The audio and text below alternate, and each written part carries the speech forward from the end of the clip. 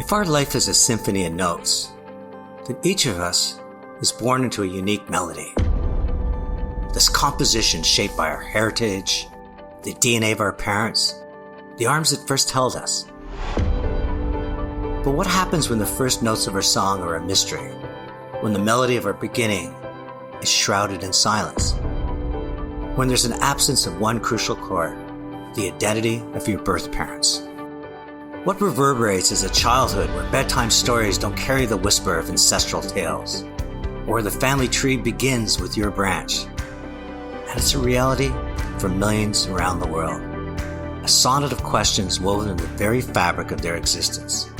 Even if that child is adopted into a home of love, a sanctuary where on the surface they're much better off, they have safety, security, and possibilities, what lies underneath is something that can eat away at their self-esteem and identity. Who am I? And this yearning and ache to unravel the enigma of their origins never goes away. A desire to know who their birth mother was and how she carried you. Was it shame, or did it bring shame? Was it desperation, horrific circumstances? Or was even a hint of a dream of one day reuniting? It's almost like this physical drive to reconnect with the birth mother, to reconnect with the center of your world, your whole world at the beginning of your life. And it's almost this physical compulsion, like, I need to find her, I need to find her, I need to feel that connection in order to finally feel peace. Joining me today is Janet Sherlund, who wrote a powerful book titled Abandoned at Birth, Searching for the Arms That Once Held Me. I'm recording this remote, but during my interview, many times I wish I could held her in my arms, if only for a moment, to take away some of her pain.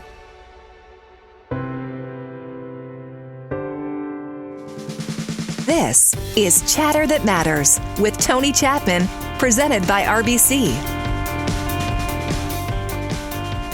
Janet Sherlund, thanks for joining me on Chatter That Matters. Oh, thank you so much for having me, Tony, and for that beautiful introduction. I'm at a beautiful position with the podcast that I often get pitched by publicists, and one of my favorite is Simon & Schuster, who's publishing your book. And I opened yours and I read the prologue, and I had to keep reading. I absolutely felt like I was in the car with you that day, on that warm November day, as you say, with this bright sun and blue skies. And I was wondering if you could just read the prologue for my audience so they can get swept away the way I did. I drove to the adoption agency on an unusually warm November day, 65 degrees, with bright sun and pure blue skies. Most trees still held their leaves, the consequence of a warm, wet autumn, and the roadside glowed green and gold with only the occasional streak of orange. The radio blasted Springsteen, and I drummed the steering wheel, my mind wandering with the ease of familiar roads. The route took me through the town where my husband Rick and I had lived for 30 years, and along roads I remembered from my childhood. Given my destination, the drive through my past was poetic. Snugged into my seat, sunlight curling around my shoulders, I was grateful for the opportunity that lay ahead to read excerpts of my adoption file from 1954. 11 years earlier, I took the same drive to the agency while searching for my birth parents. Such information hadn't been offered to me then, but now, many years into a difficult journey, the compassionate social worker thought it might be helpful. Well, I had since discovered many facts about my adoption. I was looking for nuanced details. Did my mother ever hold me? Have I ever seen her face? Where was I between my birth and adoption? I hoped reading specifics would bring an aha moment of understanding, and prayed for much-needed closure. Fortified by all I had learned over the past decade, I walked into the agency with a big smile, confident the pages I read today would be the Holy Grail, the final piece of the puzzle. Jennifer, what did you learn that day? Because you're walking in with just this skip to your step. First of all, things were real visceral. I mean, holding papers from 1954, the actual typed pages and the actual handwritten notes of the social worker in her longhand script. the pages that were limp or brittle. And it was like I was transported back in time to this point of my life that I had no idea about. I was adopted. I was never told birth stories or first day stories or first weeks or month stories. And it was like this secret that had been in this file all these years that all these other eyes had seen, but mine had never seen. And reading the information, especially the descriptions of me as a baby that were written by other people, like the psychologist doing the developmental tests and things, was so shocking. First, because I had a different name. I think when I was growing up, I thought, oh, I was adopted. I must have been, baby girl blank, or, and then my parents named me, and that was my first identity. But first, to realize and see on official paperwork that I was someone else. I was, Linda Lee Jones. It's like, who the hell is Linda Lee Jones? But I was really, and I was referred to that over and over and over in the paperwork. And I was referred to as, Shirley Ann Jones' daughter, Linda Lee. And I'm like, what? What? And it was very profound and really shook me, even though I had some of that information already, but somehow seeing it, holding it, seeing those external descriptions of me, and seeing this description of this newborn baby lying there who had mannerisms that I still have and that people still note that I have, was really shook me to my core. You read a note from your birth mother, Shirley, that made you feel quite unglued. She had an unusual level of denial. The agency kept noting that most of their birth mothers and their normal practices included more involvement of the birth mother in the early weeks.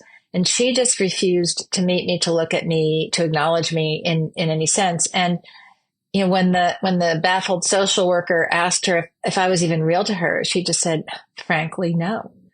And she refused the whole time. And she just kept asking in every meeting, when can I sign the papers? When can I sign the papers? And then was relieved to sign them, after I was a month in foster care. And it was just seeing those names and seeing my connection to her, to this other identity, and sort of understanding that my heritage, my DNA was real and came from a real person, and that I was made up of that person's DNA and not my adoptive parents' DNA, which I knew, but there was just something so profound about it. And her denial from the get-go was so painful. It was just like trying to be dismissed and erased. It was truly abandoned at birth. So I want to, because we have so much ground to cover in such a short time. So there's going to be times when I move the story forward, but now I want to go back to your childhood, because you're adopted by Audrey and Bob, who have struggled to conceive their own children. So they built a family of adopted children, you and 3 siblings. This part I really felt, the first hug I wanted to give you, is you sitting at the dinner table with your 2 brothers, your sister, and your parents, feeling that you didn't even belong here. This was almost virtual reality versus the family. Yeah, it was. It's funny. And back in the day when no one talked about those kinds of things, we didn't have concepts of other realities, or we certainly didn't talk about identity or even understand DNA and heritage like we do now. But even as a child, when I had no knowledge of bigger concepts, I'd sit around the dinner table and you could just feel the separation between everyone. I was in my own little, I call it genetic dust, but it was just, I sat there and each person around the table was so disconnected. We were all there participating together, but there was no connection between any of us. And you just felt it. It was, what I've come to learn is how much blood and cells are connecting in ways that we don't even acknowledge in our, even nowadays and in our culture. There's some kind of cellular recognition and understanding between family that goes, it's beyond words. It's almost like an animal recognizes its own, I don't know if it's smell or pheromones, or I don't know what it is, but I was very aware of it even as a child, that we each were just in these like separate spaces, separate pods, and we were just made up of different I didn't know the word for it, but we were just made up of different DNA. And you could just feel that. And it's interesting, when you're, I think every kid has an imaginary friend. Mine was Jacob O'Malley. I've never told anybody that. I don't even know how his name just came to me.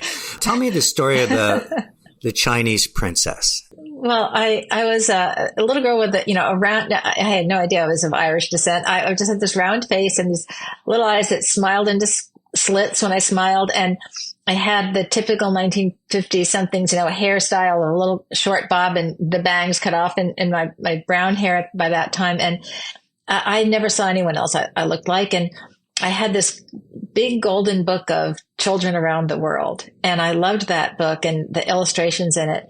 And the illustrations of the little Chinese girls were, looked like me. They had the same haircut and the eyes that were as small as mine get when I smile. And, I liked their little silk pajama things they wore and stuff. But those images were more than any I'd seen in real life within my family or even with other people that we knew. Those were the images I thought I looked most like.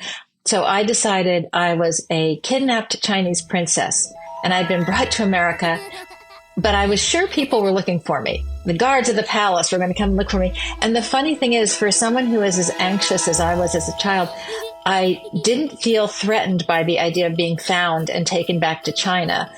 I thought that that would make me feel whole. That, as long as I was with and I don't even know how, no one talked about this stuff. This was just so internal and so instinctive. And I just thought, once I'm with the people that bore my real biological family, my family of origin, I'm going to feel whole and safe, even if it's like in China. So I had no idea who I was. I was a little Irish girl. I wasn't Chinese, but that was my only point of reference. It's interesting as I read your book and I read every page, how important the father and the father that adopted you were in your life, and how horrible your birth mother and the mother that adopted you. And I want to talk about her first, Audrey, because I came to really dislike Audrey. Yeah. First, I sort of said, she's just a character in a sitcom. She's Miss Perfectionist and everything has to be right. And, she has to steal every scene. Yeah. But the more we unpack her, first of all, she's one of them. Mathematician, a brain, one of the first women, if not the first woman to get her master's in mathematics or PhD. So I get her full credit. But as you said, if there was water skiing, she had to win. If it was a family movie, she had to be the one that was the star. I mean, it was almost like, so I said, okay, I can accept the fact that she needs it. But what really angered me is a couple things. Your younger brother, Mark, adopted, needs leg braces. And instead of showing empathy, she was almost embarrassed and just considered him vulnerable and weak. Yeah. It was funny. My sister-in-law and I were talking about, she had just read the book, and called to talk about it. And we were talking about Mark and he was the child she had the softest spot for, but it wasn't a spot of respect. I think it was love to the extent that she could, but it was more she saw him as weak. I think his whole life. She didn't like my older brother, probably and younger sister. She was ashamed of them. They weren't, living up to her standards. And as I said, I was the one who, I was so desperate for love. I just made myself be whatever she wanted me to be. But let's talk about your other brother for a sec, Eric. I mean, he's a rebel. He's a troublemaker. And you overhear your mom saying to her friend, "Thank heavens he isn't from me." Yeah, no, I think that sums up my mother. I mean, it was really sad. And poor Eric had been, he had so much loss by the time they adopted him. He'd been through 2 different foster homes. His birth mother and grandmother visited with him repeatedly through the 9 months before he was adopted, hoping to keep him, and ultimately couldn't. But he had 2 different foster placements. And, by the time he came to my parents, he must have been so confused and so distrustful of attachment, and certainly hadn't had that, what he needed as an infant. And so I think that formed him for the rest of his life. I think, he would do anything for anybody. He grew up to be a guy that would just help anybody and always wanted to be the friend of everyone and do everything. But, his reaction to adoption, which is typical of half the adoptees, is that he would act out and I think test the limits. Like, is this going to be another family that leaves me? And because he acted out, and he didn't like school, and he was a rebel. I mean, he embarrassed my mother. I mean, she was such a tightly wound, had to be perfection, had to be the A+ student in every way, that really upset her. And my younger sister had that same kind of personality. And why did you think she had children? Because she wasn't. Was it just because it completed the picture that she wanted everybody to think that they were the perfect nuclear family? Because it just strikes me, and we're going to move the story on, but she, through the entire book, every time she comes back, there doesn't seem to be even any softening. Even when she's writing her obituary and your dad's, it's all about her and how she's going to be perceived. It was striking. But I want to now move to your dad, because you love this guy. Yeah. Share a story that you just felt that when he was around, he was as happy to have you as you were to have him. He was. I think the thing that most speaks to my father is what he told me when I was a young girl, and I asked him if he believed in heaven. And he went to church, every Sunday and sang in the choir and all that. He certainly was a religious man. And I asked him about, do you believe in heaven? Thinking he'd give me some, religious answer. But instead, he just looked at me and he smiled and he said, I believe heaven is the feeling you leave in other people while you're still here on this earth. That's the way he lived his life. And when he died at age 96, and every note or letter we received spoke to that, how Dad made everyone that he spoke with feel respected and appreciated and elevated. And they all spoke about his sense of humor. He had a very dry, witty Minnesota Scandinavian sense of humor.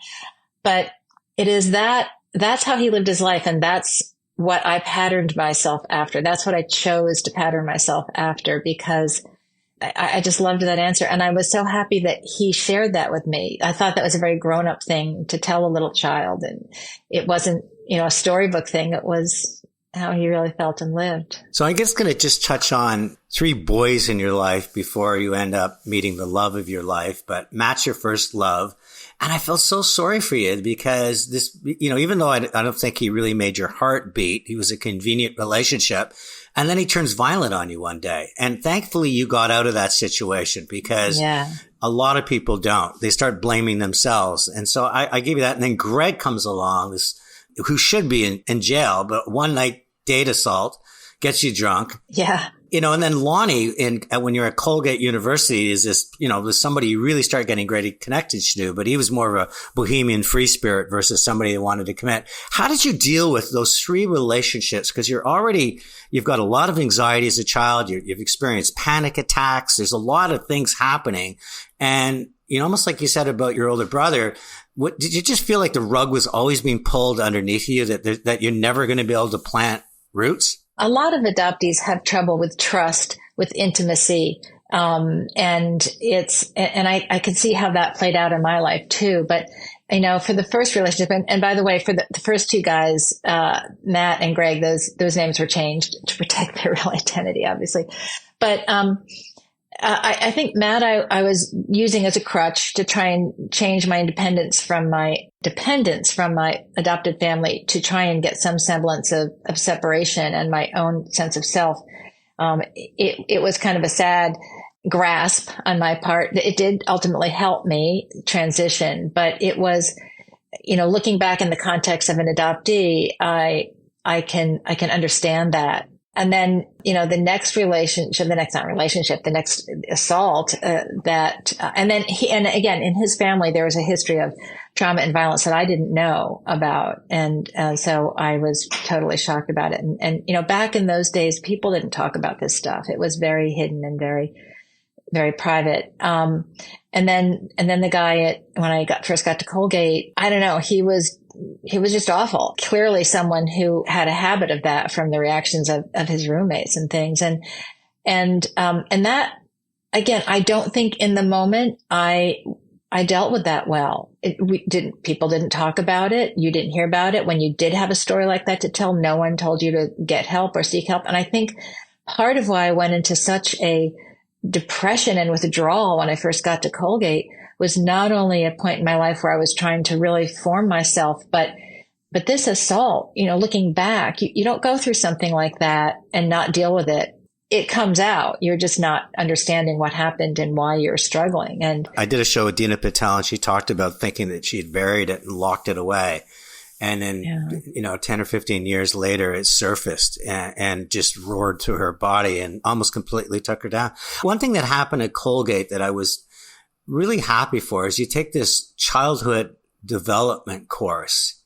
And to me, instead of maybe looking for boyfriends to help you escape your dependence on your parents, I thought this was really a turning point for you in the sense of trying to understand that some of the answers for your anxiety, the questions you had about your own identity, it was going to be a matter of your choice. And I thought that course to me, and maybe I read it wrong, was really the first step that you took to kind of claiming your life as your own.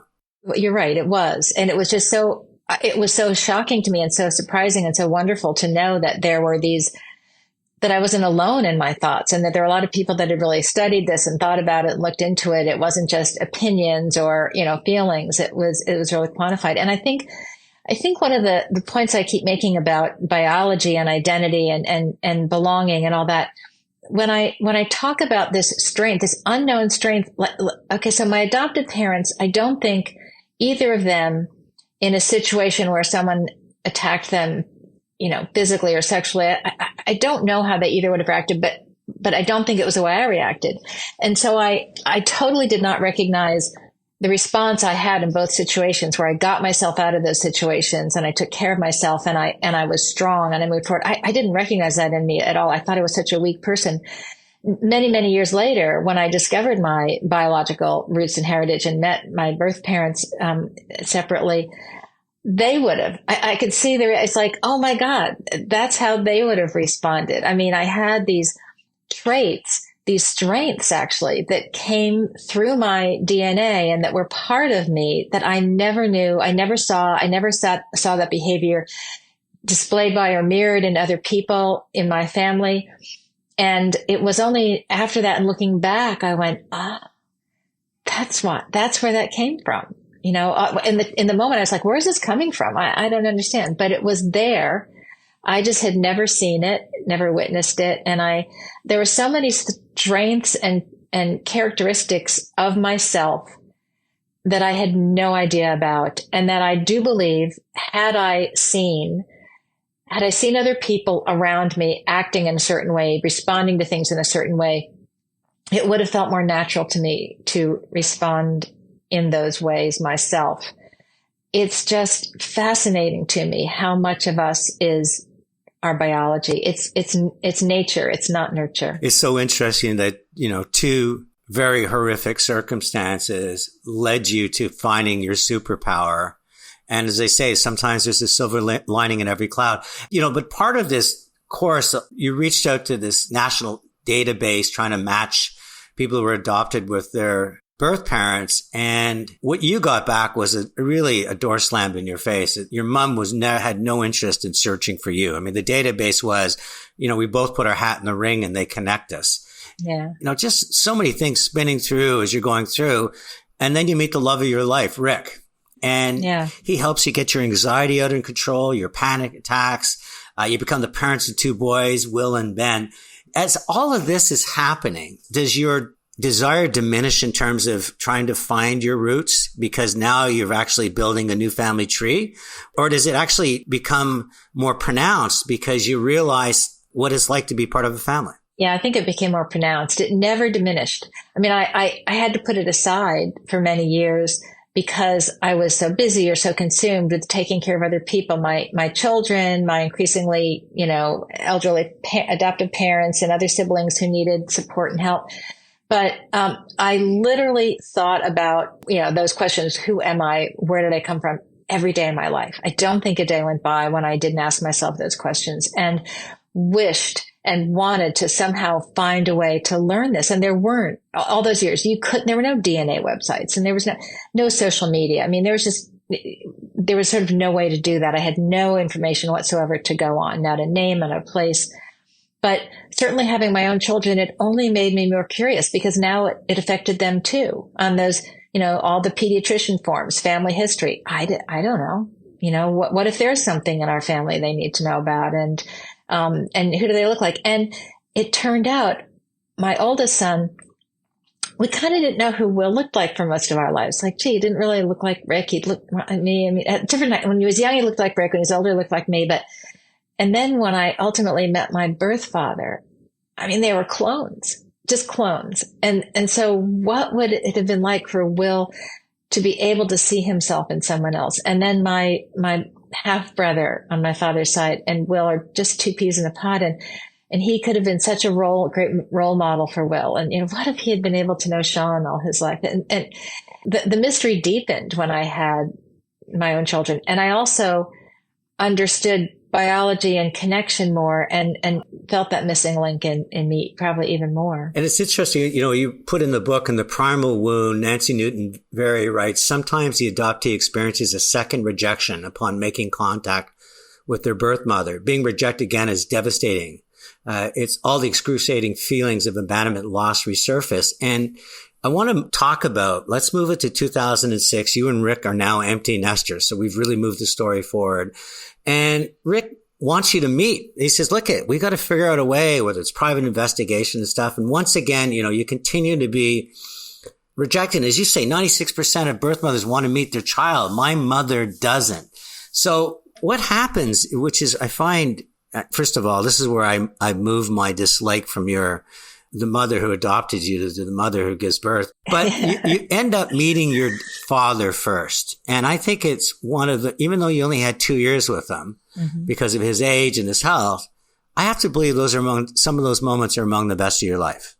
Meeting him, so profound, transformed my life, filled up the big black hole that I had lived with every day of my life, that all adoptees, I think, talk about. We all recognize that term, the big black hole.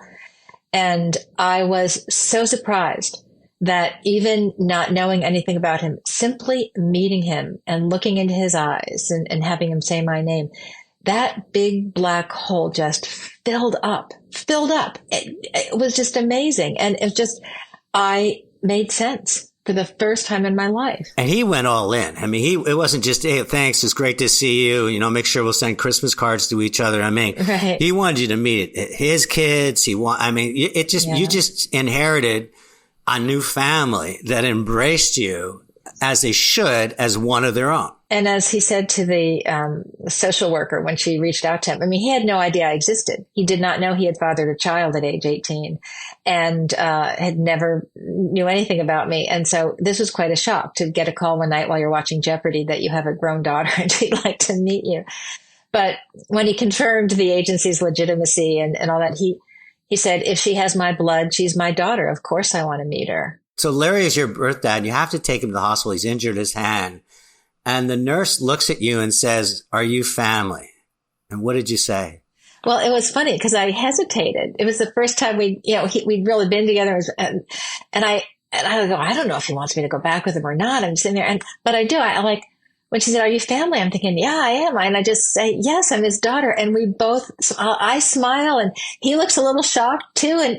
And yet, he just smiles and he winks at me and he goes, she sure is. I mean, it was just one of that first time it was sort of said out loud by someone else. That was my hug of happiness. And I have to say, I'm going to encourage people to buy this book because we're just touching on so many of the powerful emotional chords. You only have 2 years with Larry but I think you spent in those 2 years, you lived more with your dad than some people sadly live with their dad for their entire life. I mean, you guys didn't squander. He spent time with you in Nantucket and such. Yeah. Your other dad, though, his health is failing and your mom comes to live with you for a month. As you said, I could take her in the smallest of times, but it just continues. She just continues to come back into your life. To me, if I was to name her write a screenplay, I'd say she's the carpet or the rug puller. Every time you're standing on a rug and feeling good and curling your toes into the fabric, she seems to want to yank it. But the interesting thing that I was fascinated about is the black hole might have been filled, but there was still a part where you wanted to know your birth mother. Share how it came about, because I thought it was quite interesting that her refusal, you could have easily just backed away, but you went to her children, and that became, and I wouldn't say it was a great bridge to your birth mom, Shirley, but at least it was the beginning of finally having a lunch together. Yeah, it was something that the social worker from my agency had encouraged me to do all along. And I had refused because I thought, they're going to be protective of her. She doesn't want to meet me. I mean, I had reached out to Shirley every year for 5 years, and she just wouldn't even respond. She just completely shut me out, wouldn't even respond at a certain point. I was going through the agency at first and then directly. And each time she denied anything to do with me and even speaking to me, which was very, very painful. But you have a drive. I think most adoptees have this. And if you're in touch with it, it's almost like this physical drive to reconnect with the birth mother, to reconnect with the center of your world, your whole world at the beginning of your life. And it's almost this physical compulsion, like, I need to find her. I need to find her. I need to feel that connection in order to finally feel peace. And it's just like this missing limb or something that you just got to find, and you want to like reattach from it. It's just this, it's for me, it was this physical drive. Some people have said, oh, you're very brave to do this. I'm like, I wasn't brave. I was compelled. Like, I couldn't not do this. So when she kept refusing me, the social worker kept saying, you need to contact your siblings on her side. They're 5. You're all adults. She doesn't get to make the decision for them, whether they have a relationship with you. And I kept saying, no, they'll be protective of her. She raised them, or they'll have her same personality and they'll not be interested in meeting me. And I just kept refusing until I finally really got mad when I was reading Joan Didion's Blue Nights, and she had adopted a child, her only child. And she said some things in there that just really annoyed me and just, finally pushed me over the edge. And I went, I am going to reach out to them. So I did. I wrote a letter to all 5 of them and overnighted it so they'd all receive it at the same time. And it was that, I just had a drive to connect with that side of me. But you got another roar of love back. I'm not saying across the board initially, but certainly there was so many reaching out, and they were embarrassed for their mother and your mother, ashamed, basically let you know it's not just you. That's the way she raised us. I mean, there was a lot of feeling. But as you said, brave is not the word. You're compelled to saying, yes, but I still want to meet her. So take us to the time where she gives you, I think, 18 hours notice that, yes, she can find a way to fit you in the schedule for lunch, but she's a very, very busy woman. And you spent 2 or 3 hours talking. But I mean, again, I was reading words in the paper. I wasn't there. I would say her and the mother that adopted you both lacked a soul. Yeah, it's so interesting that either mother, and I very much acknowledge that I was better off having been adopted and raised by Audrey, even with all her shortcomings, than I would have been raised by my birth mother, Shirley. But I also point out to people, 2 things can be true. It can be true that I was better off not being mothered by Shirley, and I still had a traumatic childhood, that I didn't know all those years what my birth mother was like. And so, of course, I imagined that she was the love and the connection I was yearning for. But even when I met her, and it turned out, it's so funny that both my mothers were sort of cold and distant and very narcissistic, and both my fathers were loving and kind. But 2 things can be true at once. Just because I was lucky not to be raised by her doesn't mean I was lucky to be raised in my adoptive house, which was by all measures a perfectly fine, lovely middle class upbringing with, I wasn't abused in any way. I think it's sometimes hard for people to understand. And what people most want from adoptees is gratitude. And one of the things I'm trying to say with this book is, don't ask us to be grateful for trauma. Like, as much as you'd like to think adoption is a happy thing for everybody, the one person, it's not happy for anybody truly, but the real trauma happens to the adoptee, who is robbed of all their heritage and their connection to their past, robbed of their identity, forced to live a very false life, feel it, live with a different name, live with a different identity, feel that disconnect. And we're supposed to be grateful. Well, we are grateful for a home and for love, but we aren't grateful for the stealing, the robbing us of who we are and our true lives, and making us feel bad if we note that and if we feel that and we're not grateful. All four of the parents that adopted you and your birth mother and father no longer with you. As you reflect, the dads were superhuman beings.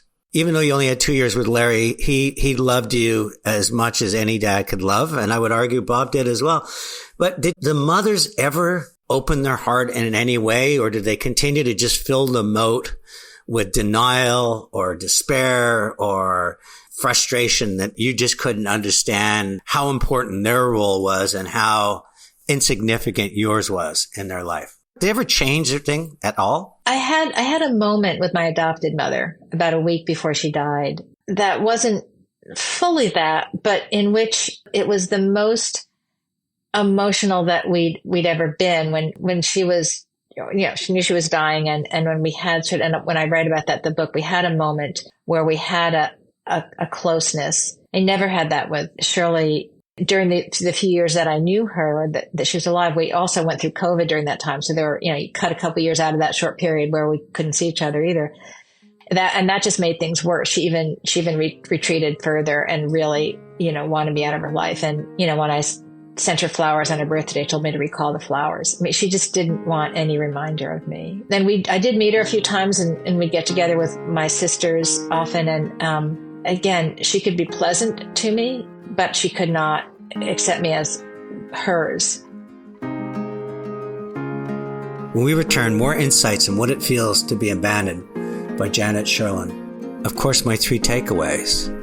And I get her to read the third because I think it's one of the greatest lessons in life I've heard yet on Chatter That Matters.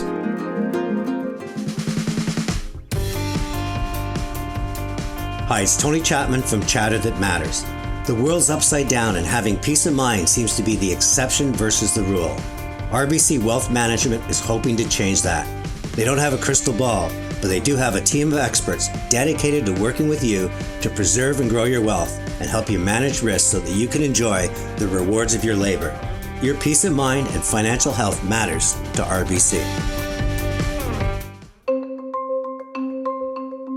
Meeting him, so profound, transformed my life, filled up the big black hole that I had lived with every day of my life, that all adoptees, I think, talk about. We all recognize that term, the big black hole. You're listening to Chatter That Matters with Tony Chapman, presented by RBC. Today, my guest is Janet Sherlund. Being adopted, well, it made her feel like she was living a bored life.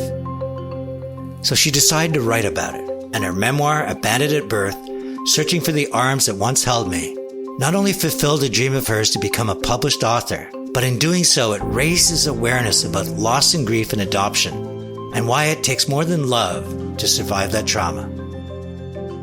Today, are you at peace now that you understand where you come from, at peace with the fact that you've got such a beautiful extended family? Have you found that, or is that the reality of when you've lived with something like this your whole life, that black hole always feels like it could just open it up and swallow you again? I'm more at peace than I ever have been. And I think I have a appreciation of myself, a forgiveness for myself, and an appreciation of myself and my strength. I think one of the things writing this book did, even though through my whole life I'd thought about adoption, studied adoption, I'd been in therapy most of my life for things, thought I had it all figured out. But what writing this book did, sort of bringing it all together, there was a deeper level of emotional processing. It wasn't the facts, it was the emotional processing. And I kind of could look back and realize how alone and how sad and how painful and how traumatized my life had been, and a greater appreciation for having come through that. And I realized, and sort of accept in the way you accept grief into your life, I think, but I realized that when you're adopted, you really don't belong to anything. You are really alone. We are all alone ultimately in life, but you are alone. You're really not part of your adopted family. You're not part of your biological family. And as I say, I'm lucky enough to have a wonderful husband and children, but there's something, again, that wasn't in my life early on. And you're really alone. But now I think through going through this, you learn to accept the things that your adoption brought you. You learn to understand the things that are in you that you never understood. You see a connection to the past. You see a connection to your heritage and your history, and you form a strength. You form a core that all human beings need to form, that most people form in adolescence. And those of us that don't know it struggle to form that. I feel strong now, and I feel proud to have done the hard work, because it's hard. But I also had a lot of pain in writing the book. It really brought me in even deeper touch with the grief and the loss and the sorrow. And it coincided with a time in my life where I was losing all these parents and my brother. There's so much loss. And it was agonizingly painful to relive that and to really to relive my life, which is why I hesitate. I didn't want to write a memoir, but I ultimately had to get this story out. But I take pride in having gone there and worked hard at that. And I appreciate the place I've come to in life because of that. And I've done it with help. You know, I had great therapists along the way and family, and that kind of work does take support. But if you do it, you're not burying it. And I think Rick, even from the day he pulled out the watermelon when you're having the panic attack, was so in love with you, even though you might have felt you could get abandoned by him the way other people had. I think over time you realized that you were his rock and he was your rock. And I think that's part of the love story in the book, because he never felt threatened that you needed to know these answers. He never felt threatened that why am I not enough? Why aren't our sons not enough? I give testament to him as well, because weaker people might feel that they're being insecure because you're not secure in your relationship.